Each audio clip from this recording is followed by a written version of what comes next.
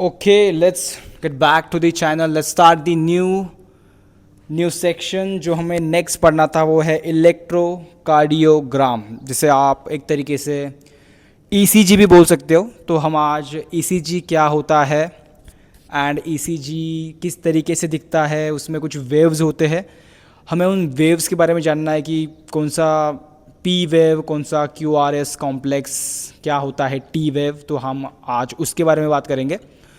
सो ECG basically आप, I hope आपने कभी ये ईसीजी कहीं सुना होगा या ईसीजी आपने शायद कहीं देखा होगा।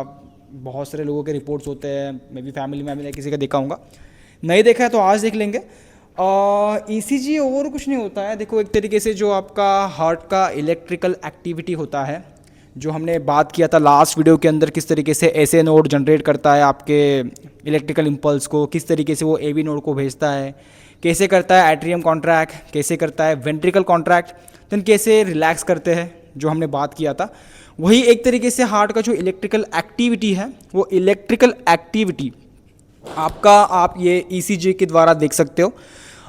वही हार्ट का इलेक्ट्रिकल एक्टिविटी आप बॉडी के सरफेस के ऊपर आप एक तरीके से रिकॉर्ड कर सकते हो। तो वो जब आप एक ग्राफ, जो हम ग्राफ पढ़ते हैं, जो हमने 7th 8th में ग्राफ पढ़े हैं, तो उस तरीके से वो जो हार्ट का इलेक्ट्रिकल एक्टिविटी है, वो इलेक्ट्रिकल एक्टिविटी हम एक तरीके से ग्राफ के ऊपर देख रहे हैं कि किस तरीके से होता है।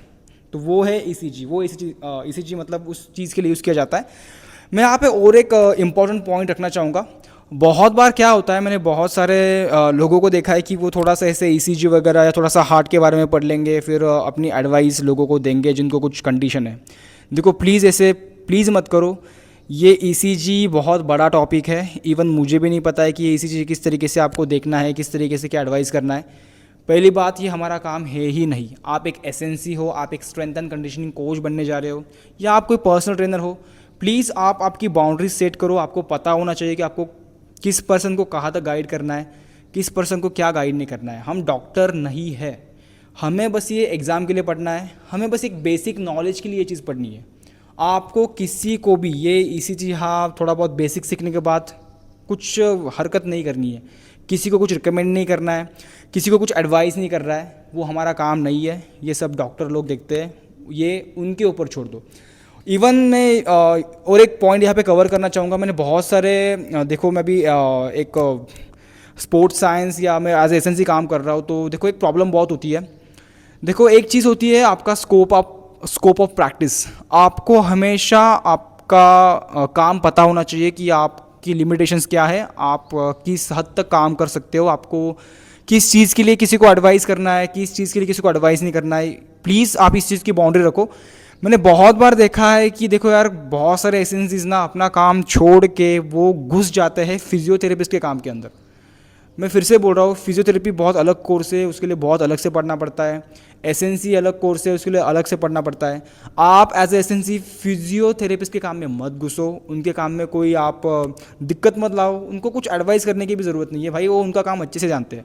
सेम जो फिजियोज़ है, प्लीज़ आप एसएनसी के काम में कुछ दिक्कत मत करो। एसएनसी को अपना काम करने दो, फिजियो को काम करने दो। Same with nutritionist. बहुत सारे लोग हैं यार, मतलब आपके पास न्यूट्रिशन का सर्टिफिकेट भी नहीं है, आपके पास न्यूट्रिशन का लाइसेंस भी नहीं है, आपको न्यूट्रिशन पता भी नहीं है, आप अपने देसी नुस्खे एथलीट्स को बताते हो, ये करते हो। वो मत करो प्लीज़, क्योंकि ये इंडिया है, इंडिया में काम चल रहा है। आप बाहर कंट्रीज़ में जाओगे, काम ऐसे नहीं होता है। आपको बहुत प्रोफेशनली काम करना पड़ता है।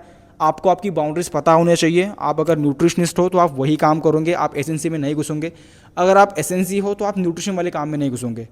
अगर आप साइकोलॉजिस्ट हो, फिजियोथेरेपिस्ट हो, सब चीज़ों के लिए मैं यही बोलूँगा। इवन इंडिया में तो ये भी चलता है यार कि स्किल कोच आके घुस जाता है एसएनसी में, एसएनसी जाके घुस रहा है स्किल में। प्लीज़ ये चीज़ मत करो। आपको आपकी बाउंड्रीज पता होनी चाहिए। आप जो चीज़ आपके स्कोप ऑफ प्रैक्टिस में नहीं है, उसको प्लीज़ उससे दूर रहो। जितना आपको पता है, जितना आपको अलाउ किया गया है, या जितना आपका काम है, उतना ही करो। तो let's start with the chapter, with the topic ECG. तो देखो यहाँ पे कुछ चीज़ें हैं, मैं आपको यहाँ पे बताता हूँ। जैसे आपको पता है कि हार्ट जब भी कॉन्ट्रैक्शन वगैरह करता है, मतलब देखो जैसे हार्ट में दो चीज़ें मैंने आपको बोली थी।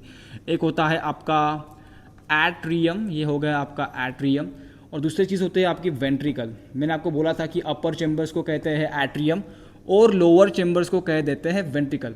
देखो अब जिस तरीके से ये एट्रियम कॉन्ट्रैक्ट करता है, या जिस तरीके से वेंट्रिकल कॉन्ट्रैक्ट करता है, या जिस तरीके से ये एट्रियम रिलैक्स करेगा या वेंट्रिकल रिलैक्स करेगा, इसका जो इलेक्ट्रिकल एक्टिविटी है ये सब आप ईसीजी के द्वारा देख सकते हो। तो मैं और एक चीज़ यहाँ पे लिखना चाहूँगा, contraction and it's like okay ventricle लिख दिया मैंने। देखो और एक चीज़ मैं बोलूँगा, इसे आप थोड़ा साइड में रख दो। मैं लिखूँगा कॉन्ट्रैक्शन और दूसरी चीज़ मैं लिखूँगा रिलैक्सेशन। देखो मैंने आपको ये चीज़ें भी समझाई है। कॉन्ट्रैक्शन का मीनिंग क्या होता है? कॉन्ट्रैक्शन का मीनिंग क्या होता है? कॉन्ट्रैक्शन मतलब कॉन्ट्रैक्ट करना, जैसे एट्रियम कॉन्ट्रैक्ट करता है, वेंट्रिकल कॉन्ट्रैक्ट करता है। जब एट्रियम कॉन्ट्रैक्ट करेगा तो एट्रियम में जो ब्लड होता है वो आ जाता है वेंट्रिकल के अंदर। जब वेंट्रिकल कॉन्ट्रैक्ट करता है तो ये ब्लड जाता है, एक वेंट्रिकल से जाता है लंग्स की तरफ, दूसरे वेंट्रिकल से वो ब्लड जाता है आपकी पूरे बॉडी की तरफ। तो आई होप आपको कॉन्ट्रैक्शन पता है। रिलैक्सेशन कॉन्ट्रैक्शन के अपोजिट, इस तरीके से कॉन्ट्रैक्शन हो रहा है, ये रिलैक्स हो रहा है। ओके, तो जब कॉन्ट्रैक्ट करता है तो ब्लड जाता है वेंट्रिकल से दूर, या जैसे एट्रियम कॉन्ट्रैक्ट किया तो एट्रियम से दूर। जब वो रिलैक्स करेंगे तो उसके अंदर ब्लड भरता है। आई होप ये मैंने सब कवर किया है। आपको नहीं पता तो आप फिर से हमारे पिछले लेक्चर्स में जाइए और वो वहाँ पर आप देख सकते हो। ओके, और एक चीज़ मैं यहाँ पे बोलना चाहूँगा, देखो कॉन्ट्रैक्शन को ना आप अभी के लिए मैं और एक टर्म आपको दूंगा। अगर आपको ये ईसीजी अच्छे से समझना है तो और एक टर्म आपको पता होनी चाहिए। जैसे मैं कॉन्ट्रैक्शन को ना एक तरीके से ये भी बोल दूंगा, डीपोलराइजेशन। थोड़ा स्पेलिंग इधर उधर हो सकता है तो आप स्पेलिंग गूगल कर लो या किताब में देख लो। और मैं रिलैक्सेशन को बोलूँगा रीपोलराइजेशन। ओके, मेरी बात को समझो सही से, मैं क्या बोलना चाह रहा हूँ। मैंने यहाँ पे दो चीज़ें बताई आपको। एक मैंने बोला आपको कॉन्ट्रैक्शन, जस्ट एक मिनट के लिए रुक जाओ, ये थोड़ा मेरे लिए डिफ़िकल्ट हो रहा है। मैं इसको यहाँ पे इंसर्ट कर लेता हूँ, ये बोर्ड गिर ना जाए नीचे। ओके, तो हमने बात किया कॉन्ट्रैक्शन क्या होता है, रिलैक्सेशन क्या होता है। और वही चीज़ मैं आपको बोल रहा हूँ कि मैं कॉन्ट्रैक्शन को मैं और एक नाम दे रहा हूँ। आप कॉन्ट्रैक्शन को ये भी बोल सकते हो डीपोलराइजेशन। जब भी कॉन्ट्रैक्शन होता है तो डीपोलराइजेशन होता है। अगर मैं आपको बोलता हूँ कि एट्रियम का कॉन्ट्रैक्शन हो रहा है तो आप ये भी बोल सकते हो कि एट्रियम डीपोलराइज कर रहे हैं। जब मैं आपको बोल रहा हूँ कि एट्रियम का रिलैक्सेशन हो रहा है तो आप ये भी बोल सकते हो कि एट्रियम रीपोलराइज हो रहा है। तो कॉन्ट्रैक्शन को आप डीपोलराइजेशन बोल दोगे, ये दूसरा इसका नाम बोल दो आप। एक हो गया रिलैक्सेशन को आप बोल दोगे रीपोलराइजेशन। जब भी मैं कॉन्ट्रैक्शन बोलूंगा तो कॉन्ट्रैक्शन का मीनिंग आप ये पकड़ लो कि ये डीपोलराइज हो रहा है। Contraction and depolarisation same term, same meaning है, बस नाम अलग अलग है। ओके, अगर मैं जहां पर भी बोलूंगा रीपोलराइजेशन तो इसका मतलब क्या हुआ, रिलैक्स कर रहा है वो चीज़। ओके, आई होप यहाँ तक ये आपको क्लियर है। ये अभी के लिए इस तरीके से याद रखो। ओके, तो ईसीजी में ना, ईसीजी के अंदर होते हैं तीन मेन चीज़ें मैं आपको यहाँ पे दिखाता हूँ। ये मैं मिटा देता हूँ अभी के लिए, ये आप देख लेना, इतना कुछ नहीं है। नेक्स्ट हम बात करते हैं कि ईसीजी दिखता कैसे है। ईसीजी दिखता कैसे है, उसमें कौन कौन सी चीज़ें हैं, क्या क्या है, हम बात करेंगे। इतना कुछ डिफ़िकल्ट नहीं है, बहुत बेसिक चीज़ें एग्ज़ाम के पॉइंट ऑफ व्यू से हमें देखना है, बस ज़्यादा हमें इन डेप्थ नहीं घुसना है इसके। ओके, तो नेक्स्ट ईसीजी। देखो ईसीजी कुछ इस तरीके से दिखता है। मैं आपको ईसीजी भी दिखाता हूँ कि कैसे दिखता है। देखो ये कैसे लाइन आती है, स्ट्रेट लाइन आ गई आपकी। देन यहाँ पे आपका आता है पहला वेव, देन और ये लाइन स्ट्रेट जाएंगे आगे। देन आपका ये अगेन ये आपका यहाँ पे आ जाता है QRX कॉम्प्लेक्स। अगेन ये स्ट्रेट लाइन ऐसे जाएंगी, अगेन एक वेव आएगा ऐसे, and like this. I hope आप में से बहुत सारे लोग इससे फेमिलियर हो, आपको पता होगा। बहुत सारे लोग ये निकाल लेते, यहाँ पे निकालते, या चेस्ट पे निकाल लेते एक तरीके से टैटू। ये दिल का धड़कन किस तरीके से काम कर रही है वो है, बस बाकी कुछ नहीं है। तो ईसीजी कुछ इस तरीके से दिखता है आपका।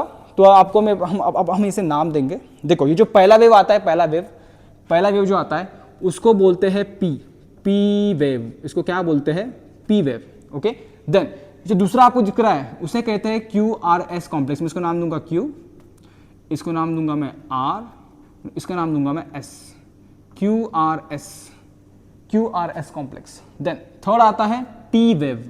देखो पहला वेव को P बोल दिया, फिर ये जो स्ट्रक्चर है यहाँ पे हमने Q नाम दे दिया, फिर जो ऊपर जाता है उसको R दे दिया, फिर नीचे आता है उसको S दे दिया, फिर अगेन ये वेव आता है उसको नाम दे दिया हमने T।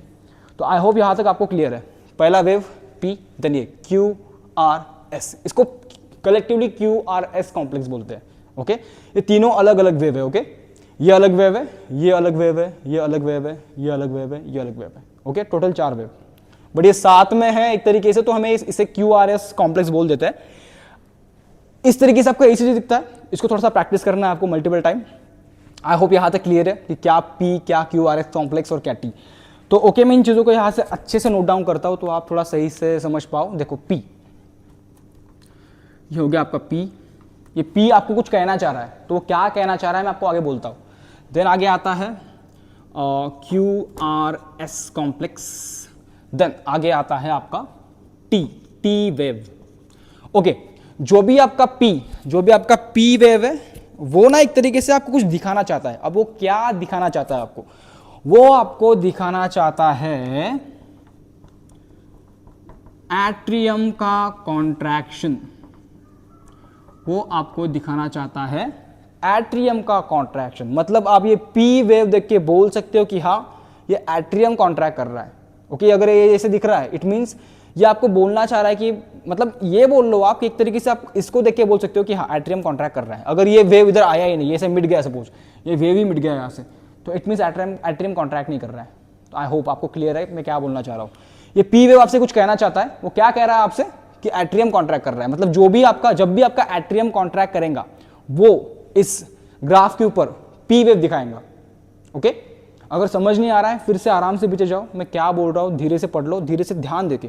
ओके, देन आपका आता है QRS कॉम्प्लेक्स।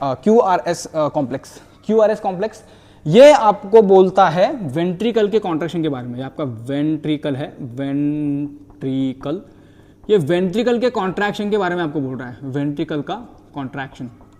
ओके, जो आपका QRS कॉम्प्लेक्स है वो आपको वेंट्रिकल के कॉन्ट्रैक्शन के बारे में बोल रहा है। देन थर्ड चीज आती है T वेव। ये जो आपकी T वेव है वो आपको रिलैक्सेशन के बारे में या रीपोलराइजेशन के बारे में बोलता है। देखो मैंने यहाँ पे एक टर्म यूज किया, कॉन्ट्रैक्शन। मैंने आपको बोल रखा है, मैंने यहाँ पे लिखा था कॉन्ट्रैक्शन का मतलब आप डीपोलराइजेशन भी बोल सकते हो। कॉन्ट्रैक्शन एंड डीपोलराइजेशन एक ही टर्म है, मैंने लिखा था यार, मैं फिर से लिखता हूँ, मुझे पता है तुम लोग भूल जाओगे। देखो मैं फिर से लिख रहा हूँ, contraction is equal to depolarization. Please spelling देख लेना, मैं स्पेलिंग के बारे में श्योर नहीं हूं, मैं बहुत कंफ्यूज हूं स्पेलिंग के बारे में। कॉन्ट्रैक्शन देन हो गया आपका रिलैक्सेशन, इसको हम रीपोलराइजेशन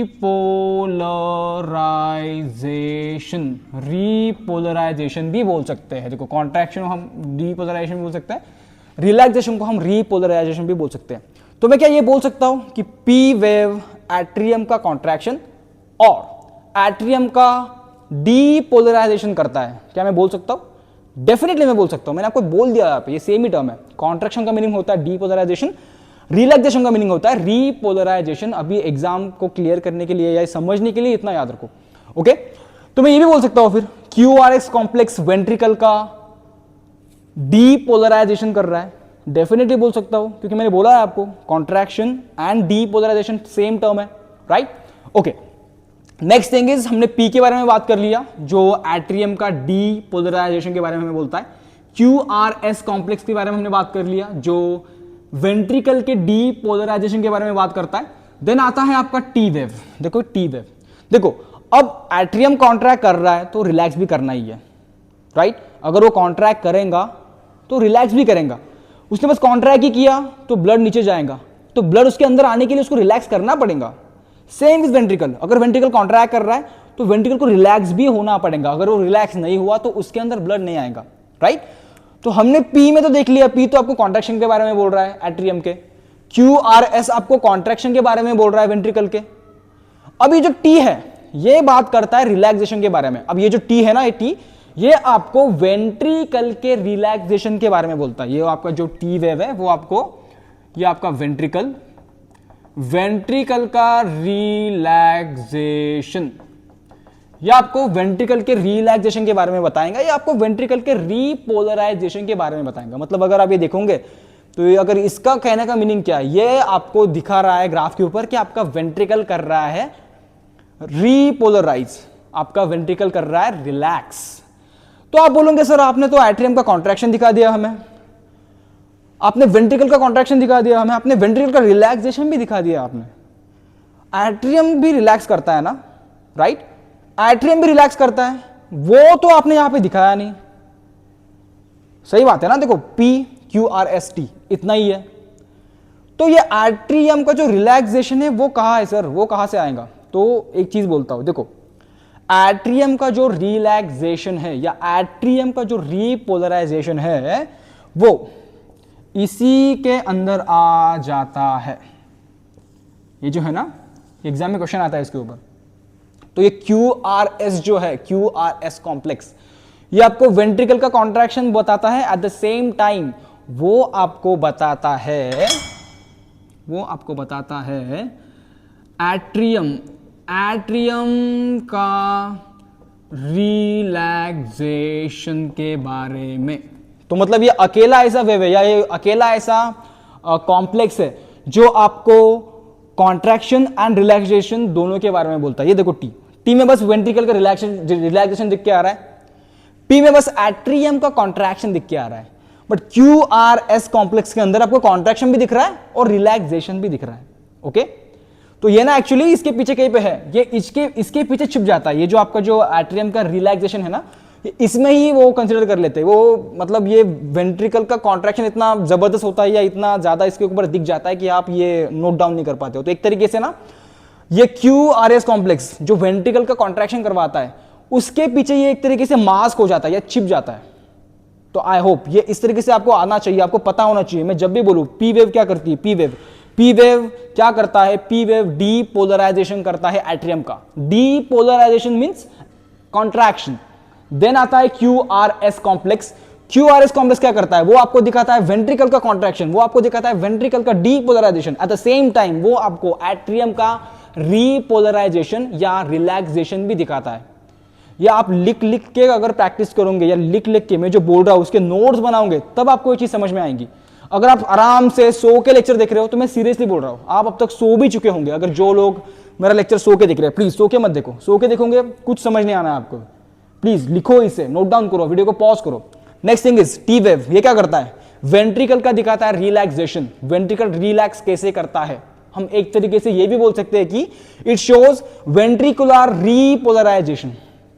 आई होप आपको यहां तक क्लियर है। तो कुछ इस तरीके से आपका हार्ट का जो ECG है वो दिख के आता है। तो इसमें और कुछ पढ़ने लायक है नहीं, ये बस रीपोलराइजेशन एंड डीपोलराइजेशन के बारे में आपको अच्छे से पढ़ना है। डीपोलराइजेशन मतलब कॉन्ट्रैक्शन, एक तरीके से समझने के लिए इतना याद रखो। रीपोलराइजेशन मतलब क्या, रिलैक्सेशन। Okay, depolarisation contraction. देखो इसकी इजी टर्म भी है, देखो ये R से शुरू होता है, ये भी R से शुरू होता है। तो जब भी रिलैक्स आप बोल रहे हो तो रिलैक्स मींस रीपोलराइजेशन, इस तरीके से याद रखो। तो आई होप आपको ECG यहां तक क्लियर होगा। इससे आगे हमें पढ़ने की जरूरत नहीं है, ये हमारे स्कोप ऑफ प्रैक्टिस के बाहर आता है, तो हमें किसी को कुछ एडवाइस भी नहीं करनी है। तो आज के लिए इतना ही। प्लीज अगर कुछ डाउट है आपको तो प्लीज आप मुझे कमेंट सेक्शन में बोल सकते हो। And yes, bye for now, thank you so much.